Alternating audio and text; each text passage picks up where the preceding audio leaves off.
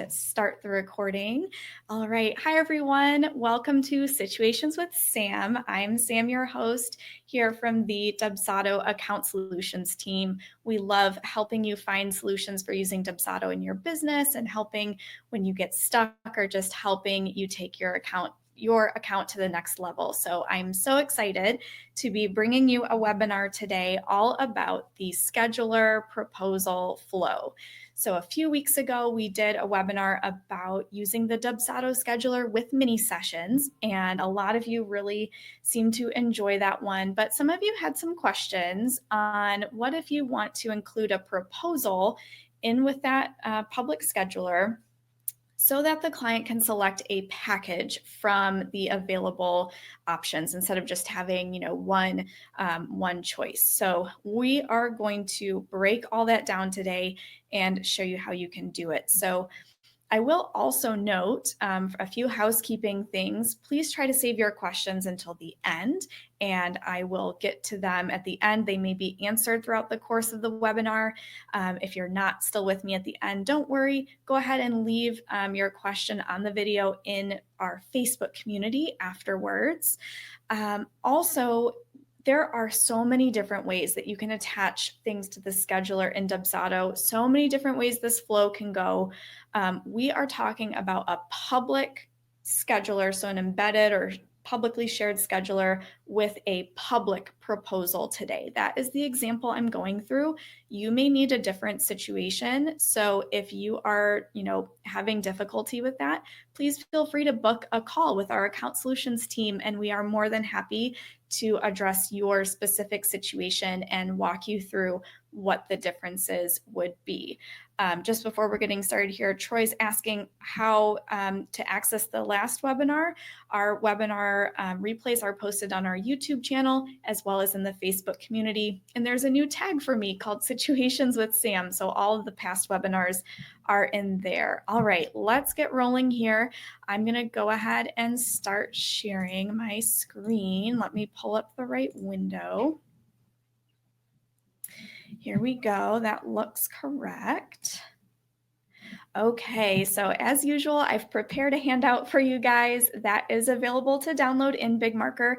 There is also a link in the Facebook Live post. So it's in both places. You can find it, download it, and as usual, it breaks down what our goal is and some different things you might want to be familiar with.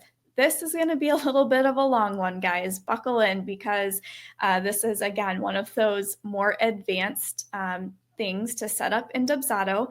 It doesn't mean it's hard to do. What it means is that you just need to be familiar with a few more aspects of the system to be comfortable setting this up. So if you're brand new to Dubsado, first of all, welcome. Second of all, you might just have to kind of let this flow over you a little bit.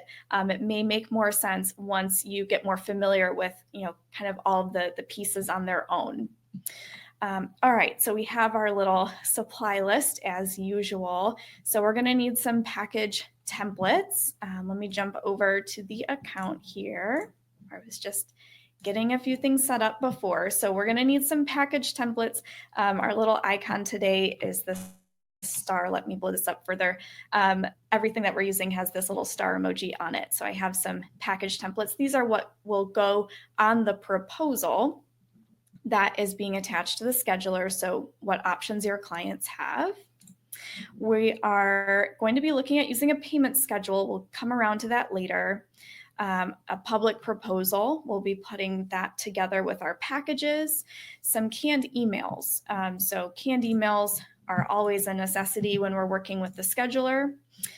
So I've prepped one for an appointment confirmation email to go out, as well as an appointment reminder email that can be sent. So those are set up through the scheduler. And something we're going to talk about with the workflow as well, little bonus there. Obviously, we're going to need a scheduler template. So we'll go over some of the more advanced settings with that one. And also you are going to need a payment processor connected to your Dubsado account. So with the scheduler, we're going to be requiring a deposit for the appointment to be made. And in order for that to happen, you have to enable your clients to be able to pay on the invoice. So having that payment processor connected is going to be a must for this. Before I jump into the instructions, I want to just break down how we're going to go through this. So I'm tackling this in 3 phases today. First of all, we're just going to look at connecting the scheduler and the proposal, what that looks like, what it does to the invoice, because that's a big thing to understand. So just looking at scheduler plus proposal. Then we're going to look at what it would mean to add a payment schedule into that mix and what you need to think about when making a payment schedule. So that would be, breaking down the payments so that they know when their remaining balance is due. And then finally, in our 3rd phase, we're going to look at adding a workflow into this mix as well, so that a workflow can kick off when the appointment is made and all of that good stuff. So lots to get through here. And just to help as well, I put together this little flow chart for you guys. This is in the handout as well for you to review, but I wanted to just give you an overview of what is happening when an appointment is being made. So on the top of the timeline, we have things happening, sort of outside of Dubsado. And on the bottom of the timeline, we have things happening behind the scenes. So first, obviously, you're creating the template, you're setting up the scheduler with the proposal. And then once that is all set up and tested and good to go on the back end, you are embedding or sharing the scheduler itself with a direct link. So it's being shared as the scheduler. Then the client will access the scheduler. They'll pick a date and time and then be taken on to select their package and enter their first name, last name, email on the public proposal. So that's the next screen that they will see. As soon as they submit the public proposal, the very next thing that happens is that Dubsado is going to generate a new project on the back end. So they're generating a project and an invoice with the client's package selection. So based on what they picked here. If the public proposal has a workflow attached, which we are going to look at, that workflow kicks off now, as soon as the public proposal is submitted, before the invoice is paid. So that's kicking off now.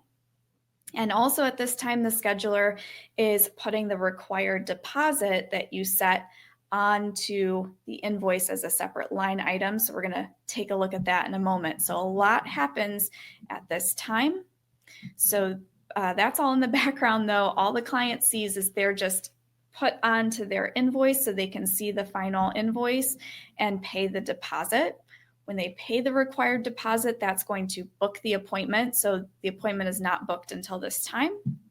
Once the appointment is booked, the client will get their confirmation email. You will get a notification email. And then if the public proposal has that default workflow, we can have an action start running after they make that first payment. So we're going to look at that towards the end. But just wanted to give you a quick overview of what this process looks like on the client's end.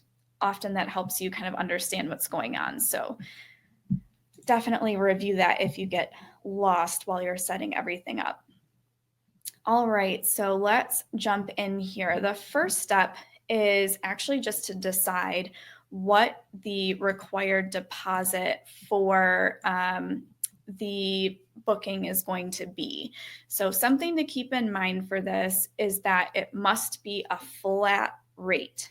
Okay, so when we're putting a required deposit on a scheduler template, what this means is we're saying you have to pay this amount for the appointment to be booked.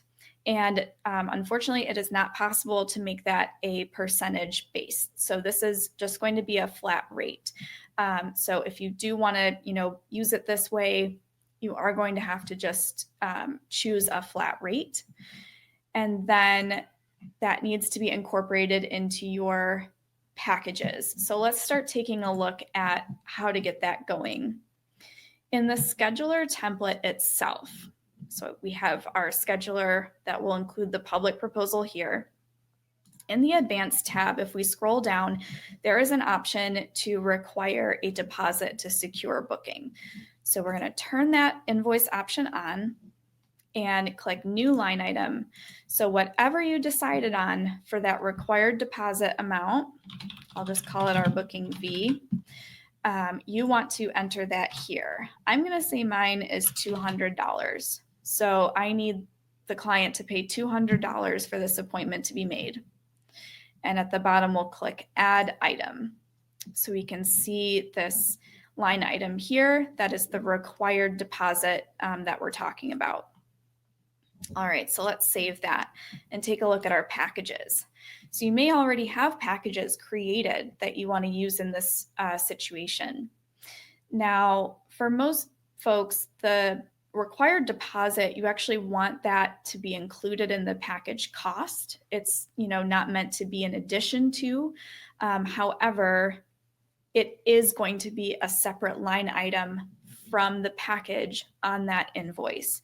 So unfortunately, there's no way to combine those, but we can make sure that the client is still paying the correct amount at the end of the day. So for example, if my package is normally $500 and they just have to pay $200 of that to book, and then they pay the remaining $300 later, what I have to do is edit this package, click that drop down there, and just reduce this by 200. So you're reducing the package cost by the amount of the required deposit, so that when both line items come together on that invoice, the client is ultimately paying the correct amount.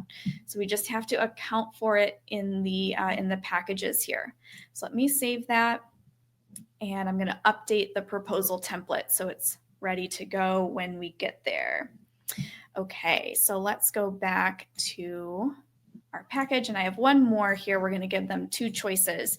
So same thing, I'm going to reduce this by $200 because that is my required deposit. All right, awesome. So we have those updated. And now let's take a look at that public proposal. So this is what is going to be attached to the scheduler. And we are using a public proposal in this case. It does matter, the flow changes a little bit if you are going to be sending this through a project. I'll kind of address that at the end, but public proposal is what we're sticking with today. So I have my packages set up here on my very beautiful proposal. I'm trying to keep it bare bones so that we can just look at the functional pieces here. So we have our two package elements. You'll notice I updated the package, but the price still says $500 here for collection A. When I click on this, it's because I wrote in the number. So even though the package is $300, I'm not using a smart field here.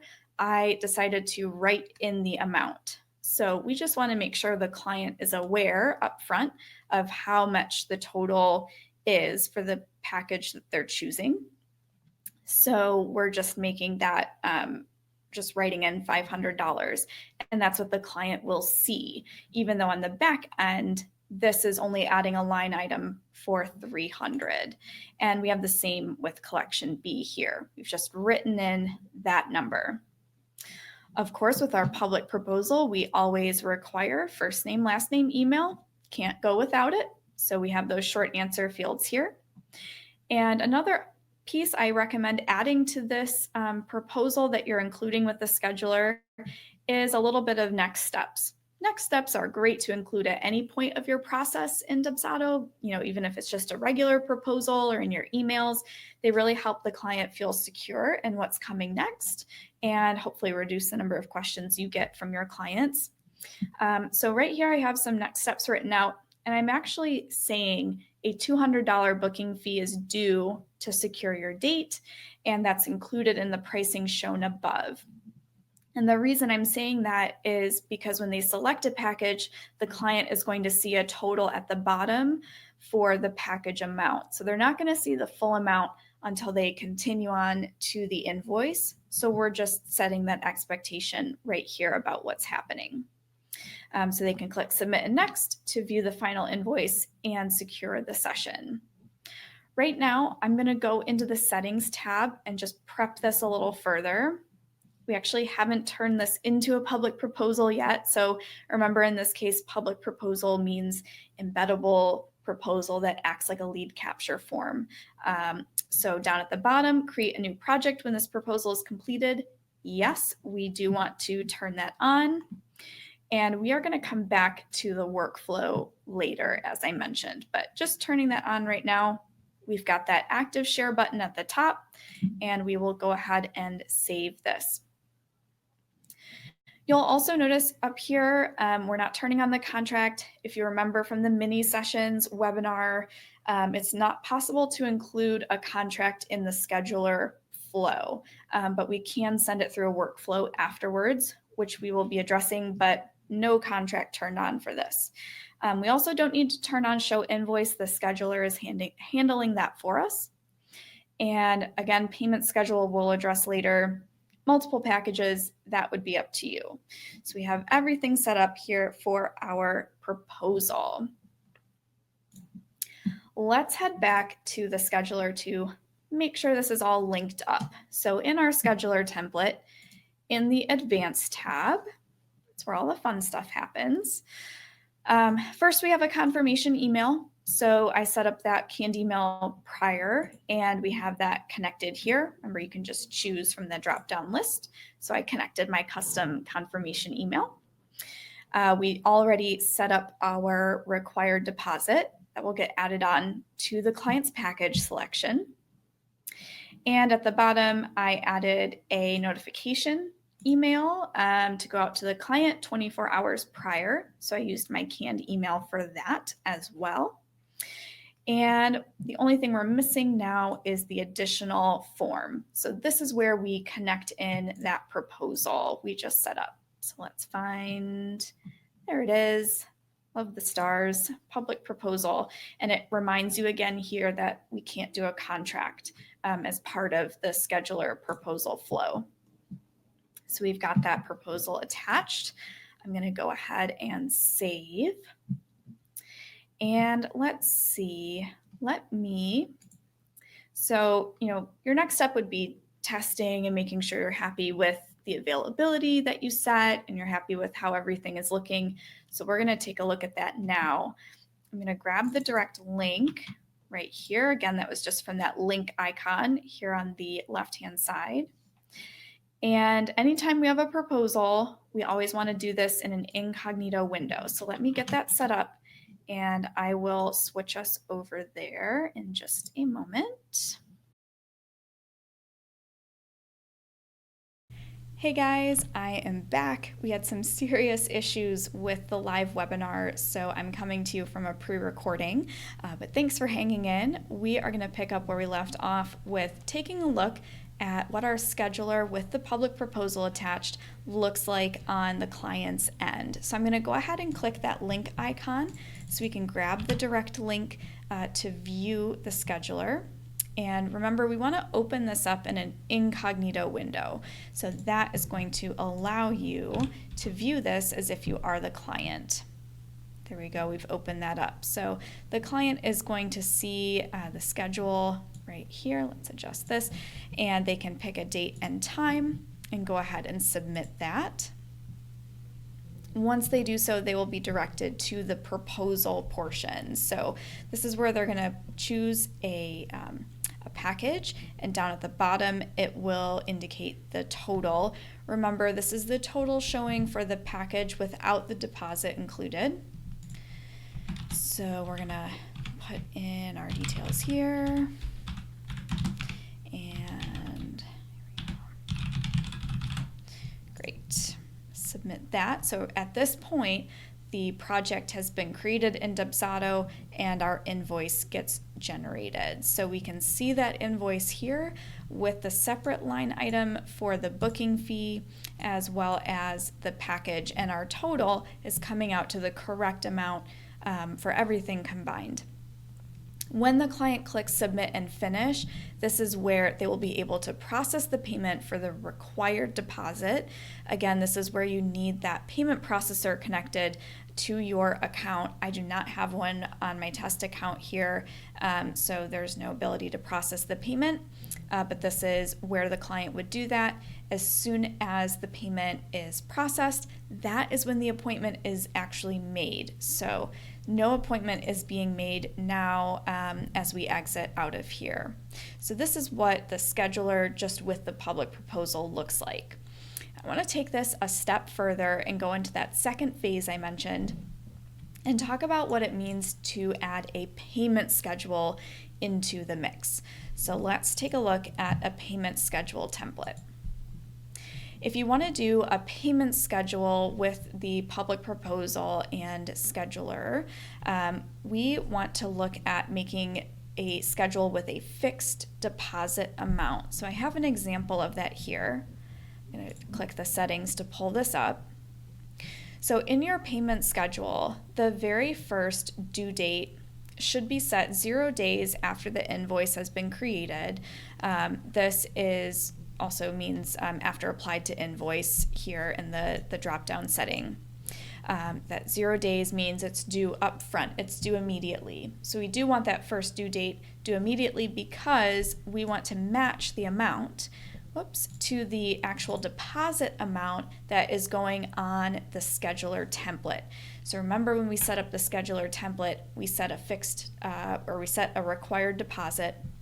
Whatever amount you chose for that required deposit should be the fixed amount right here. So that's what we've done. It's not a percentage, it's a fixed amount because that will never change. So 0 days after applied to invoice, put in the fixed number for the deposit on the scheduler. And we'll apply that. After that point, you can add in any number of additional payments, percentage-based, totaling up to 100. So if you are splitting the payment into 2, they pay the deposit, and then they have to pay the remainder altogether at some other date. You would do 100% of the remaining invoice. So this is going to account for any differences in the package amounts. Whatever is left after that $200, that's the 100% that will be due. So this percentage is not taking the fixed amount into account when it's determining what the client owes on that second date. If you were breaking this up into 3 payments, you would have 2 more due dates, one for 50% and another for 50%. So that's entirely up to you how you'd like to break it up. Just know that you can use the percentages and add them up to 100 across any number of payments that you need to add in.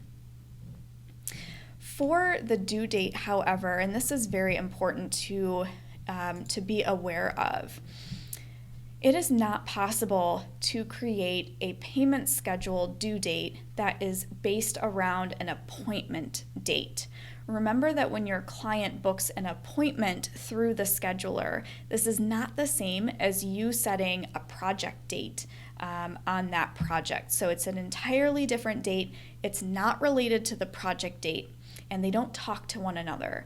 So when you're creating a payment schedule due date, you only have these options. You can base it before or after job. That means before or after the project start or end date, or after applied to invoice, meaning after the invoice was created or after the contract was signed. So this is what you have to work with.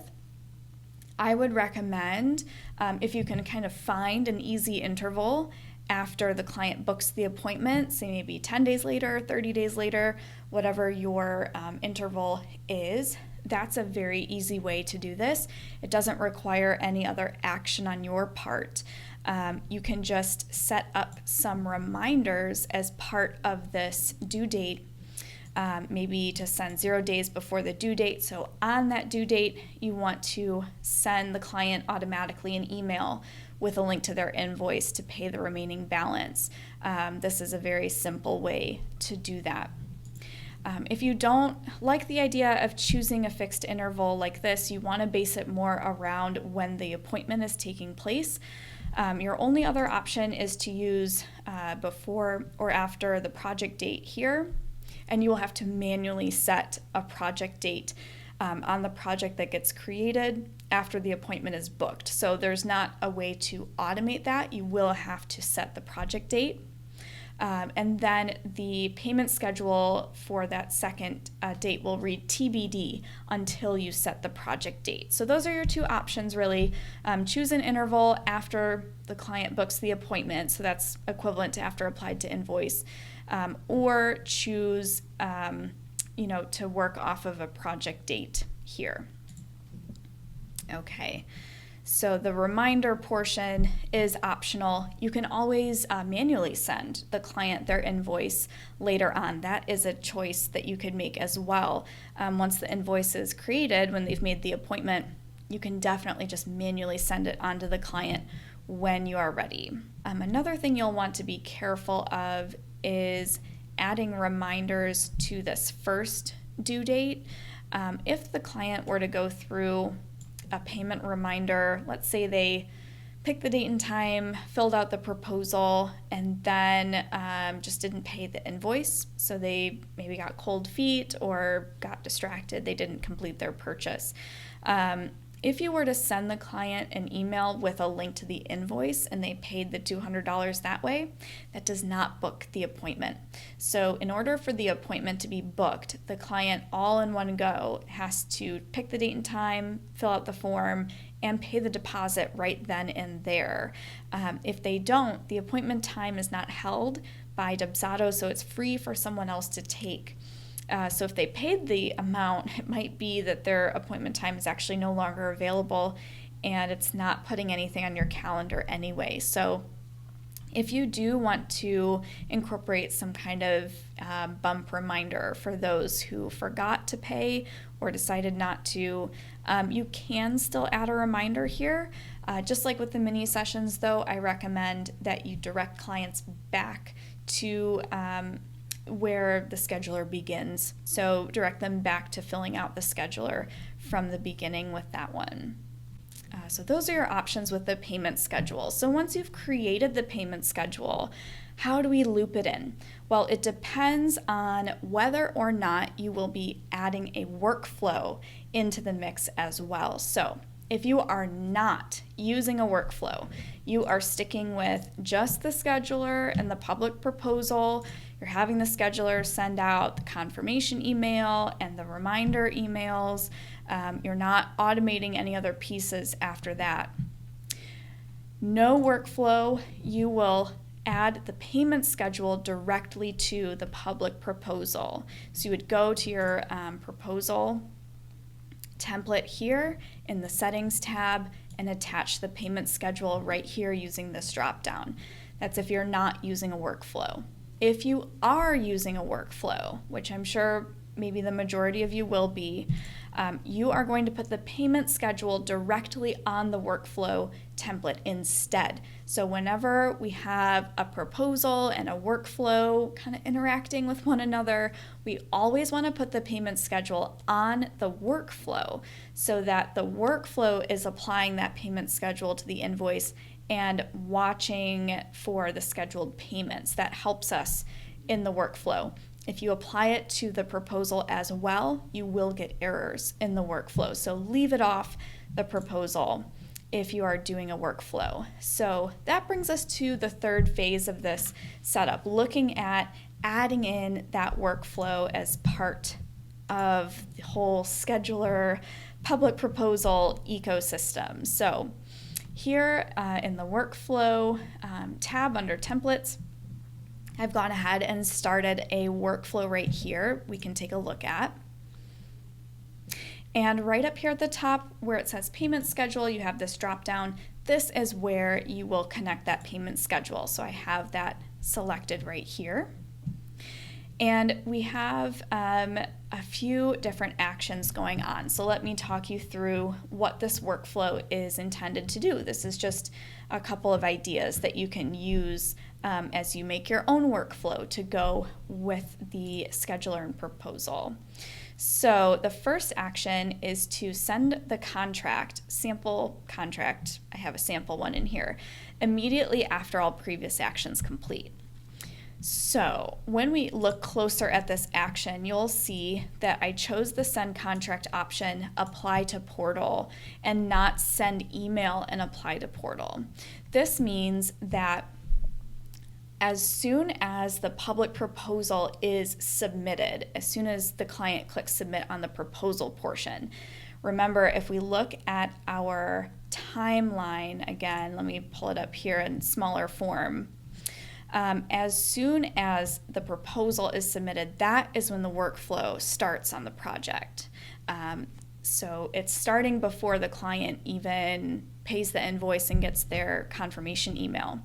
What this allows us to do is we can actually, if you're wanting the client to sign a contract, you can add that contract to the project and apply it to the portal simultaneously without emailing the client yet. So we're essentially marking the contract as sent so that we can send the client an email with a link to access the contract later on.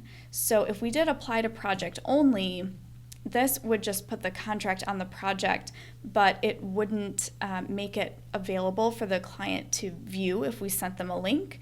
So that's where this apply to portal comes into play.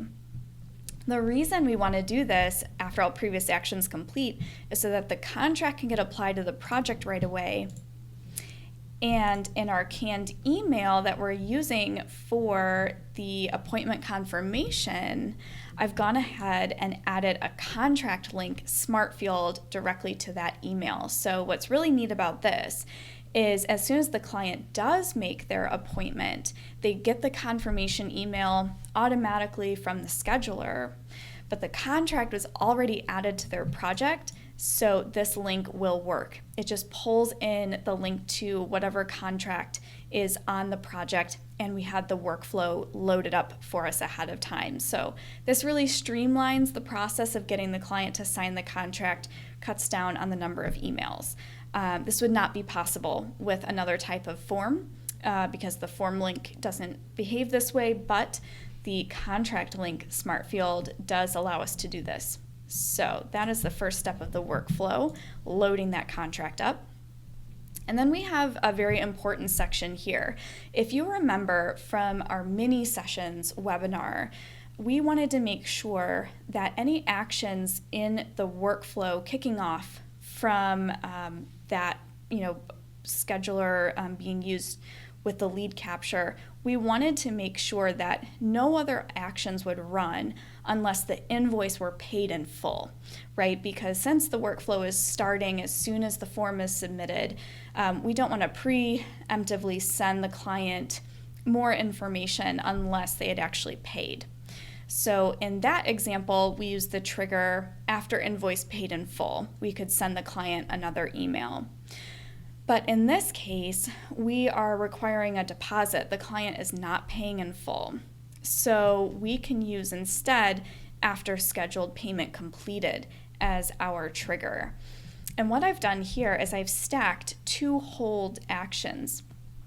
The way the hold action works in the workflow is that it essentially prevents any actions below it from running as long as those actions are triggered after all previous actions complete. Prevents them from running until this condition is satisfied.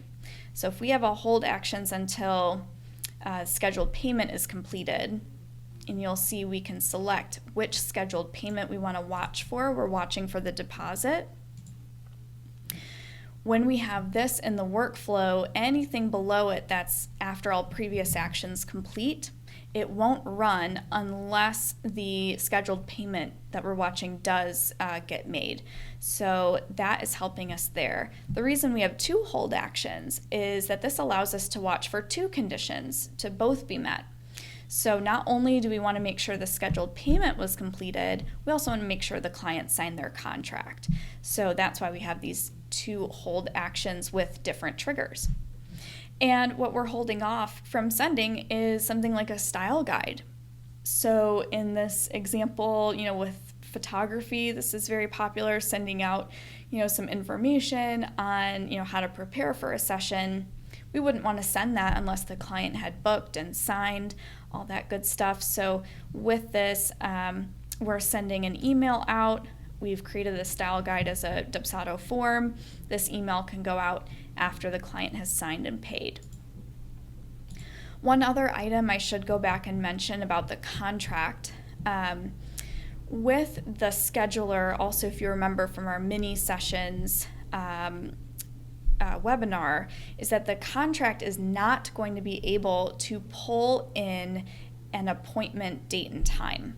So just like we can't attach it to the scheduler and have the client fill it out as part of that at this time, the contract can also not pull in the appointment date and time. So if it is very crucial to you to have the client's session date and time included in that contract, what you may need to do instead is have the contract going in a separate email and put approval on it, and make sure that you're editing the contract ahead of time before sending it. So if you can get away with just not having the date listed in the contract, you'll be able to automate this much more smoothly. Okay, so that is our workflow, and you can go on and build out more of this if you would like. These are just a couple of ideas of what you can do with the workflow. Once you're happy with that workflow and maybe you've tested it out a little bit, you can go over under templates and forms. We'll go back to our proposal template, and this is where we want to attach the workflow. So in the settings tab at the very bottom, where we made this into the embeddable proposal, public proposal, we have the default workflow option right here. We can connect our workflow. All right, and we can go ahead and save that. So now the public proposal has the workflow attached to it, and all of that is connected to our scheduler. So everything is kind of tied into one at this point, which is great. Let's go ahead and test this out. And one trick we have for testing is when you're testing a scheduler and you want to book the appointment to be able to see how that looks on your end.